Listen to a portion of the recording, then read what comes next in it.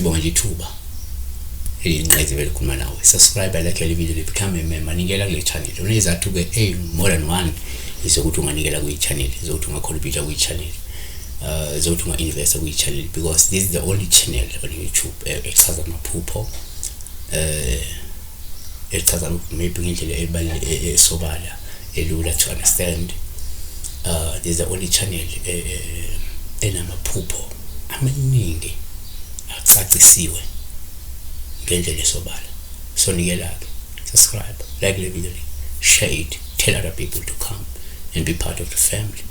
Kama kuphasalike Tobe enhlanhla 1292 ke uphupha i-crown iphekwendlu isho ukuthini isalukwazi uthi sawubona ngicela ubuza uphupha i-crown iphekwendlu usho ukuthini. Why usho nje? It's because you're not talking to a robot but to a person olama feelings olama emotions okwadayo onyanyayo, yabo. So ngaso ngesikhathi you must pay your respect, yabo, ngoba ufuna ukusizakala. So ngeke ubuze ngathi ukhuluma ne-robot, yabo. So it's very important ukuthi wazi ukuthi you're talking to a person or busy on a life. So I have to take my time ngihlale phansi ngikuphendule, yabo. So please, so yini crown? I-crown umqhele ngesizulu. Umqhele ngokweyigaba ngeyigaba uqokwa amakhosi namakhosikazi okuyindlovukazi, uqokwa yinduna, uqokwa ngundunankulu, kanjalo nangesingisi. Kusho ukuthi umqhele uphawu lwe-status, uphawu lwe-position enkulu, uphawu lwengcebo, uphawu lokuhlonishwa. So asesithi ke number 1 sikele uphawu umaphupho umqhele kuwuphawu luhluma ubona olungachaza inhlanhla nesibusiso esizayo, olungachaza ngamandla amakhulu kwembethe, lungachaza ukuthuthuka nokuthola inzuzo, ingcebo nempumelelo ezofika kuwe. Izaga 40:24 umqhele wabahlakaniphileyo uyingcebo yabo, umgexo wezula engubula. 2 umaphupho umqhele uphawu hle kakhulu ma uqokile, lusho ukuthi ke uzoba nodumo namandla amakhulu, obuholi, uzovelela, uzothandeka, uzohlonishwa, uphinde uphumelele emkhakheni wakho. Isaiah 28:5 ngalolo suku uJehova sibabuthi uyakuba ke ngumqhele wobukhosi nesicoco esihle kuyinsali yabantu bakhe. 3 yenza futhi umqhele sithele njengophawu oluhle kakhulu ma uqokile, olungabe likhombe ugcobo, lukhombe ubizo olukhulu nanokuthi kungenzeka wena wembethwe ke idalo zamakhosi. 4 futhi mophupha umqhele kuwuphawu oluhle ma uqokile, lungabe lichaza ukuthi uma uboshiwe uzothola ushwele, uzophumetele futhi uzokwazi ukubuyisa isithunzi sakho. 5 futhi umaphupha la umqhele kuwuphawu oluhle uma uphethe, olusho ukuthi ke noma lusho insindiso, lisho nobungcwele nokholo lwakho lungasoleki. Isambulo 3:11 ngiyeza masinyane bambisisa lokho onakho ukuze ke kungabi bikho umuntu okwamuka kumqhele wakho. 6 futhi uphupha umqhele kuwuphawu lubi uma uwile, lusho ke ukulahlekelwa udumo nomusa kaNkulunkulu ngenxa yeziphambeko zakho. Isililo 5:16 umqhele uwile ekhanda lethu maye kithina ngokuba ke sonile.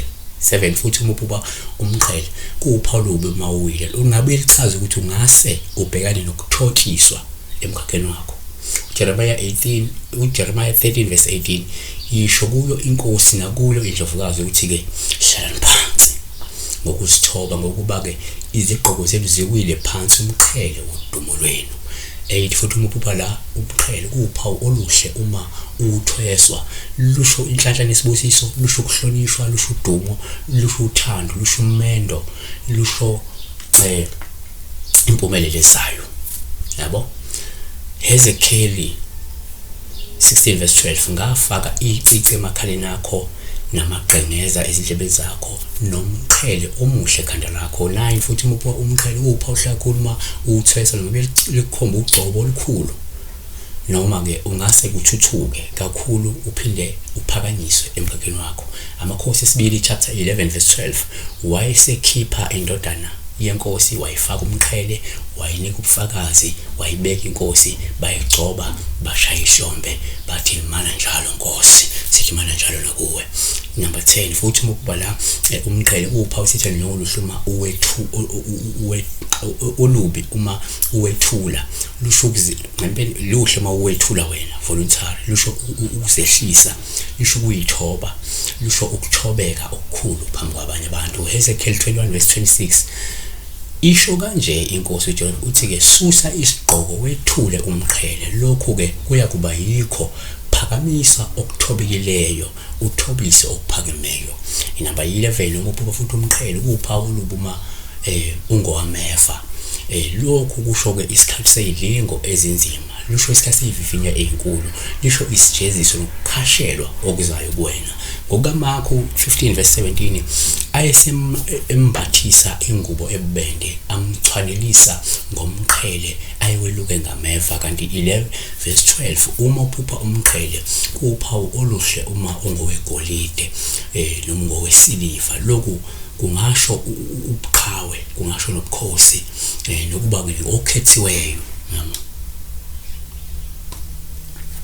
Isambulo 14:14 ngase ngibona bheka nanto ife elimhlophe naphezu wefu uhlezi ofana nendodana yomuntu enomqhele wegolide ekhanda lakhe nasesandleni sakhe nesikele libukhali. 13 uphupha umqhele kuphawu sithele ngoluhlo uma unezinkanyezi, lokho kusho ubuholi, kusho ubizo olukhulu nokwembathwa amandla kamoya amakhulu. Isambulo 12:1 kwaba khona ezulwini isibonakaliso esikhulu owesifazane embethe ilanga nenyanga phansi kwezinyawo zakhe nasekhanda lakhe kukhona umqhele wezinkanyezi eziyishumi 14 uma uphupha futhi umqhele uphawu oluhlu uma ungowesikhumba, lokho ngasho ubizo olukhulu noma ngasho kwembathwa yidalo zobukhosi, ikakhulukazi uma bekuwumqhele wengwe noma kumqhele okhandwe ngengwe noma ukhandwe ngesikhumba zamabhubesi njalo njalo njalo njalo. Yabo asisithi thina la futhi 15 uma uphupha futhi la umqhele kuphawu sithi njengohlakhulu uma ungowesikhumba,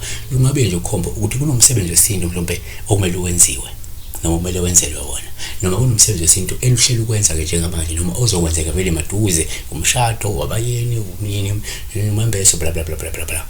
Asivale ngokuthi ke 16 futhi uphupha umqhele uphawu lobuke uma webiyo umqhele wakho, lokhu kungasho ukuthathelwa udumo, kungasho ukuphucwa isikhundla sakho noma kungasho ukushona komlingani wakho uma kuthathwa umqhele wakho. uJobe 19:9 ungikhumulile udumo lwami, ususile umqhele ekhanda lami. Siyabonga kakhulu besibheka udaba lomqhele, kodwa uma singasaphendulanga, ungaphendulekanga lempendulo eziwu16 esingeke zona, shothi aseyiphenduleka kana kwethu. Hayi impela ke, hayi ngeke usaphenduleka kana kwethu, kodwa ngicela usuphendulekile. Siyabonga. Siweni